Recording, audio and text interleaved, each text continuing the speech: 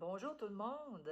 Ça fait un petit bout que j'ai pas posté de vidéo sur mon YouTube, alors je suis contente de pouvoir peut-être vous encourager aujourd'hui avec cette vidéo-là et vous raconter un petite anecdote de vie que j'ai eue cet été.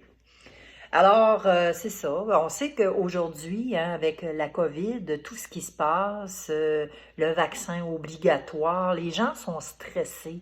Les gens vivent beaucoup d'angoisse, vivent énormément d'inquiétude, énormément de stress. Ça occasionne des problèmes de santé au niveau physique, au niveau moral et mental. Donc, il y a beaucoup d'enjeux et c'est malheureux. C'est vraiment malheureux que le gouvernement fasse vivre ça au peuple québécois, à nous. C'est vraiment désolant, désolant. Mais moi, j'essaie de vous encourager avec les petites histoires que j'ai vécues cet été. Alors, moi, j'appelle ça un voyage de pêche, de là le titre de ma vidéo, parce que cet été, on s'est acheté, Yves et moi, un permis de pêche. On s'est dit, ben écoute, on va aller pêcher. Moi, j'aime ça, puis Yves aussi aime ça. Puis moi, ben, ça faisait des années et des années que je n'avais pas été à la pêche, alors j'ai dit, pourquoi pas renouer avec ça. Alors, on s'achète chacun notre permis. On avait déjà des cannes à pêche dans notre entrepôt. Alors, on s'en va chercher les verres et puis on part à la pêche. Alors, on arrive dans une rivière. Écoutez, moi, je connais Chaudière-Appalaches, puis l'autre, comment qu'elle s'appelle, donc...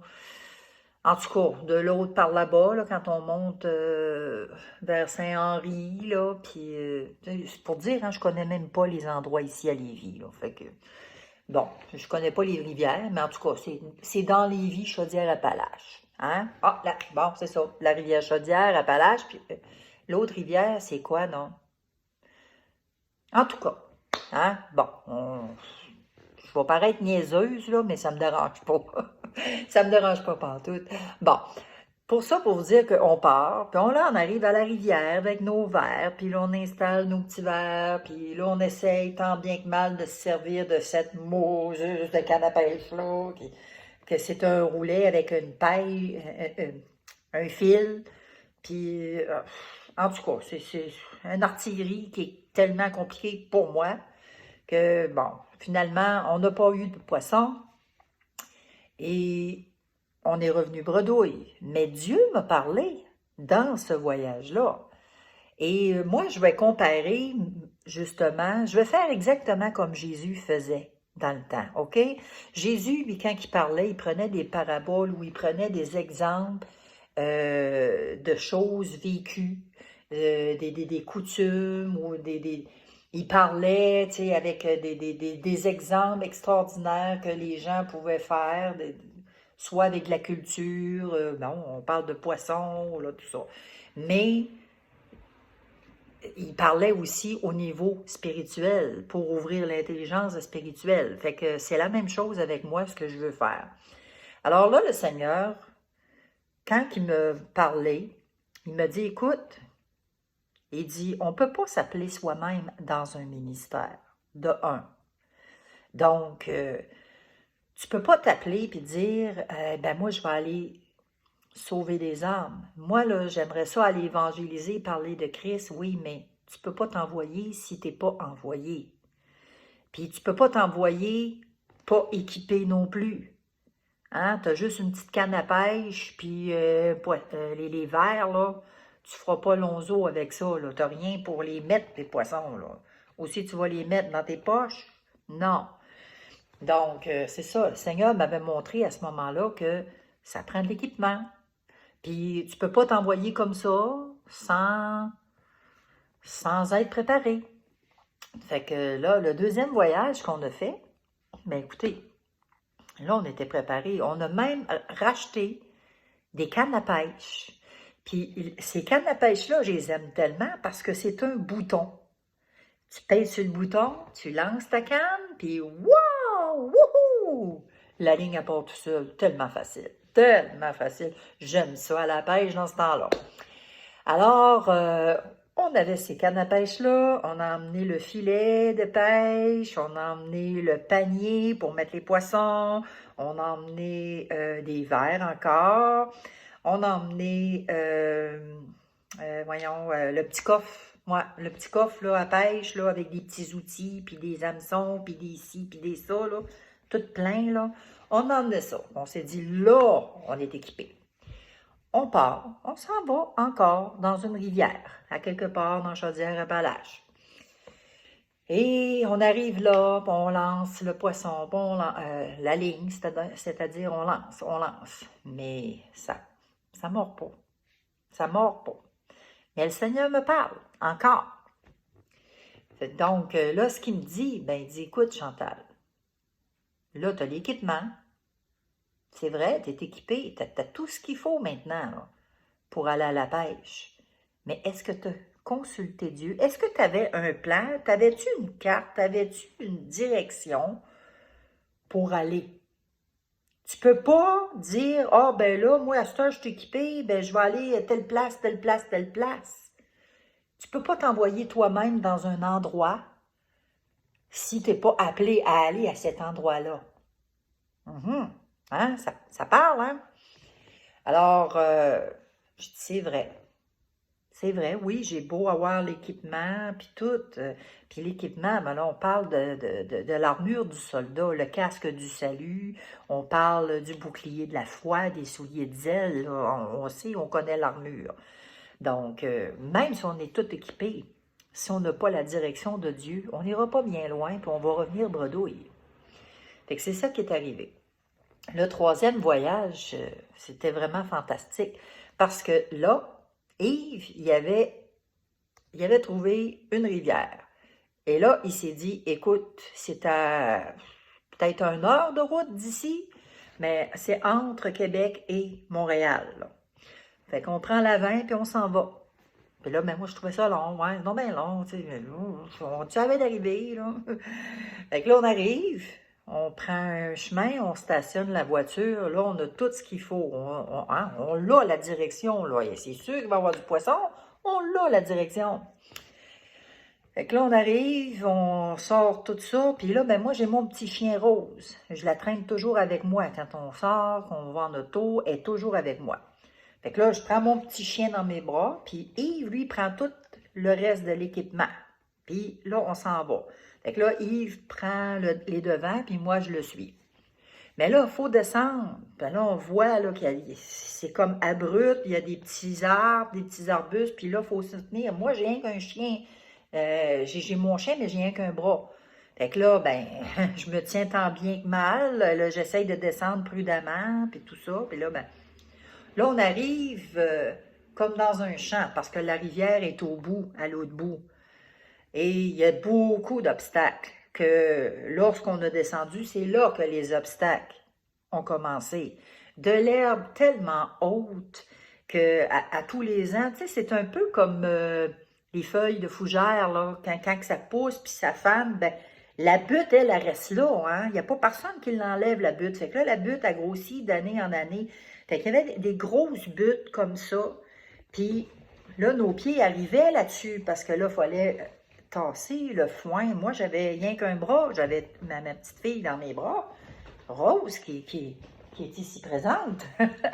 Alors, je l'avais dans mes bras. Il fallait que j'y fasse attention. C'est un petit être vivant. Je ne voulais pas la blesser. Je ne voulais pas y faire mal. Je ne voulais pas qu'elle tombe. Donc, là, on tasse les branches, met les pieds, puis là, la crainte me prend. Bon, ben là, il va-tu avoir des bébites qui vont sortir pour me mordre? Finalement, je mets ma peur de côté, puis je continue d'avancer. Et là, on voit au bout du champ, il y a comme une butte, mais la butte est tellement abrupte, puis c'est l'autoroute 20 qui passe là, il y a du trafic, là. Là, on s'est dit, ben écoute, il faut sortir de ce champ-là.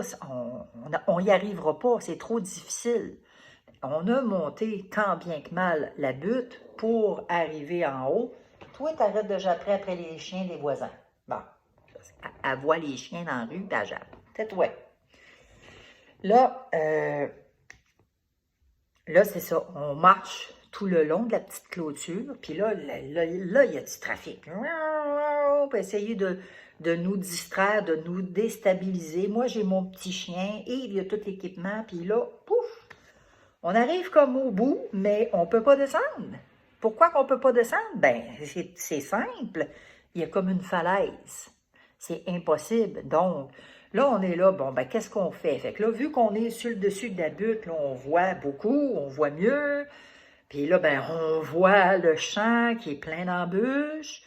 Fait que là, on regarde un petit peu plus loin vers l'auto, puis on s'est dit, bon, on va rebrousser chemin, puis on va retourner à la voiture, puis on va essayer de trouver un autre chemin. Tout simple que ça. Fait que c'est ce qu'on fait. On continue, on longe la 20 avec les voitures, les vannes et tout ça qui passent. Puis c'était quand même assez abrupt, fait qu'il fallait faire très attention pour pas débouler. Finalement, ben, on descend dans le petit champ, puis avant d'arriver à la voiture, il y a comme encore une grosse rangée d'obstacles, des grands fouettes et tout ça. Fait que là, moi, j'ai mon petit chien, Yves, il passe par un autre chemin, puis il arrive avant moi de l'autre côté, puis il y avait une clôture. Là, j'arrive, puis là, la peur me prend encore. Bon, là, c'est des grands fouettes. Là, je me fraye un chemin avec mes pieds, puis tant bien que mal avec un bras. Mais là, j'ai dit, bon, ben là, c'est-tu des sables mouvants? Je vais-tu caler? Qu'est-ce qui va m'arriver? Là, la crainte commençait, puis j'ai dit, non, non, non, faut que tu continues, là, si tu as peur, ça ne marchera pas, tu ne pourras pas avancer. Fait qu'avance. Fait que là, j'avance dans le fossé, j'avance. Et puis là, à un moment donné, je me lève les yeux, puis Yves, il est là, l'autre bord de la clôture. Moi, mon premier réflexe, je donne mon petit chien. Tiens, prends Rose, prends-la. Fait que là, il l'a pris. Fait que moi, j'avais confiance qu'il allait la prendre, qu'il allait en prendre soin. Fait que moi, ça me libérait à ce moment-là, puis je pouvais avoir mes deux bras pour pouvoir continuer à frayer mon chemin, puis arriver à la clôture. Là, j'arrive là et je m'agrippe.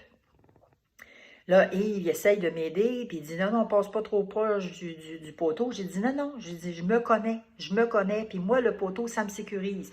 Fais-moi pas passer, là, tu sais, mettons, le poteau, il est là, puis le poteau, il est là, puis la clôture dans le milieu, là, hein? J'ai dit, fais-moi pas passer dans le milieu, là. Moi, là, je m'agrippe après le poteau, puis là, je vais passer. Je me connais. C'est sûr que si j'aurais passé dans le milieu, là, la clôture aurait fait ça, là.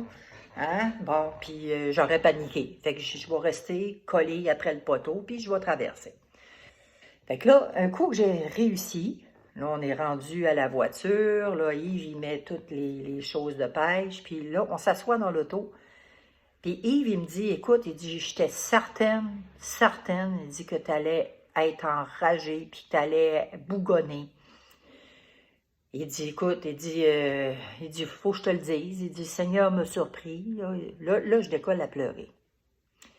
Parce que c'est vrai, en temps normal, j'aurais chiolé, j'aurais bougonné, puis j'aurais dit, garde, là, t'aurais pas pu prendre un chemin plus rapide, un chemin qui était plus facile d'accès, comme les deux premières fois, hein? Puis là, pantoute, savez-vous pourquoi j'ai pas bougonné, que j'ai pas chiolé, que j'ai pas dit un mot tout le long? Parce que le Seigneur me parlait. Et ce qui est en train de me montrer dans tout ça, là quand je suis arrivée dans l'auto, c'est là que j'ai eu vraiment là, une pluie abondante de révélations.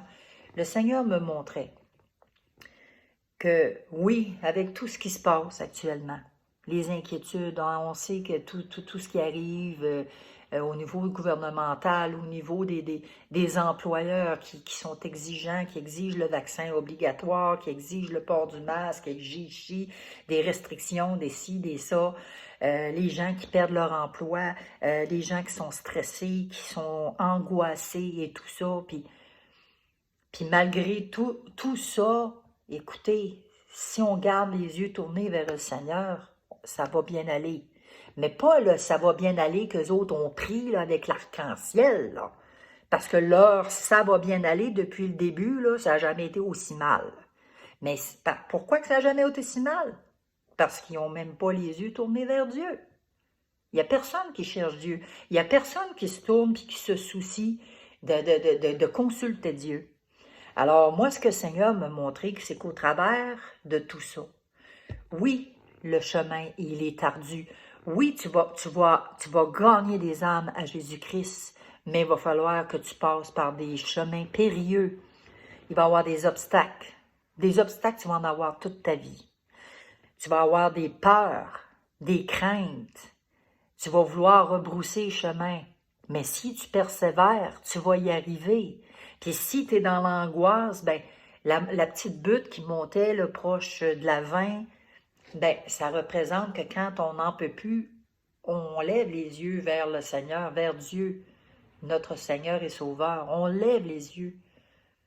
Hein? Quand on dit dans la chanson « Je lève les yeux vers les montagnes, d'où me viendra le secours? Le secours me vient de l'Éternel. » Donc, quand on vit dans de l'angoisse, qu'on vit dans des difficultés, ben, le Seigneur me montrait, regarde, tourne-toi vers moi, la montagne. Quand tu regardes, tourne-toi vers moi, je suis là.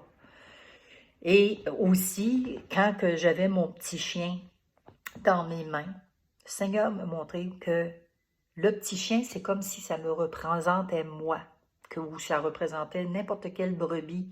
D'accord? On est d'accord avec ça? Ça représente n'importe quel enfant de Dieu. Jésus disait, si tu restes près de mon cœur, si tu restes dans mes voies, si tu as confiance, que tu gardes ta confiance en moi, c'est là que oui, ça va bien aller. Que si on s'appuie sur lui, le Seigneur, c'est comme si moi j'étais le Seigneur, puis c'est moi qui frayais le chemin pour parvenir justement à notre fin, au but ultime qui était d'aller à la pêche. Et puis le fait aussi d'avoir fait le geste quand que Yves était de l'autre côté de la clôture, le Seigneur m'a montré que quand on a justement des fardeaux, des peurs, des craintes comme ça, donne-les. Donne-les à l'Éternel. Reprends-les pas. Donne-les. Puis laisse-y, puis fais-lui confiance qu'il s'en occupe.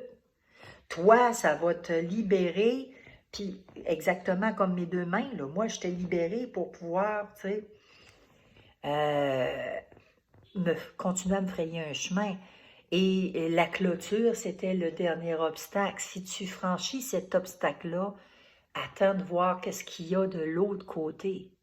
Et effectivement, quand on a pris la voiture, puis qu'on a changé de chemin, qu'on a trouvé un autre chemin, on est arrivé dans un champ. Le champ conduisait justement à la rivière et il y avait comme une plage. Puis il y avait déjà des gens qui avaient été là parce qu'il y avait des débris de feu puis des affaires qui étaient restées là. Et là, c'était le calme, la paix, pas d'obstacle. Et vraiment, là, mon petit chien courait librement, le vent dans le toupette, puis le Seigneur me montrait, regarde ton petit chien, là, c'est comme si c'était toi. Puis là, maintenant, tu vois, tu es libéré, tu es libre, tu n'as plus aucun fardeau, parce que tu es en ma présence. Tu as compris que je peux prendre tes choses, tes fardeaux, que je peux te libérer. Puis c'était la liberté. C'est vrai qu'on a une liberté en Jésus-Christ. Quand on apprend à lui faire confiance en tout point, en toute chose qu'on fait confiance, ben on va vivre en paix. On va vivre avec la joie. On va vivre librement. Quand on sait qu'aujourd'hui, maintenant, la liberté, hein, il prône la liberté avec le passeport vaccinal. C'est incroyable. C'est des manipulations, c'est des mensonges que l'ennemi veut faire, veut nous inculquer. Mais Seigneur, c'est pas ça qu'il nous dit. Le Seigneur, il nous a déjà rendus libres. Quand on l'accepte dans notre vie, dans notre cœur, c'est là qu'on est libre. Et cette liberté-là, il n'y a pas personne qui peut nous l'enlever, qui peut nous l'ôter. C'est vraiment ce que j'avais à cœur de vous partager, mes petits voyages de pêche. Et j'espère que ça va vous faire du bien. Gênez-vous pas, laissez-moi des commentaires si vous le désirez. Vous pouvez me contacter, vous avez mon adresse là, quand vous allez dans mes coordonnées, tout ça sur YouTube. Vous pouvez trouver mon adresse courriel qui est lepage_chantal@commercialoutlook.com. Bye tout le monde.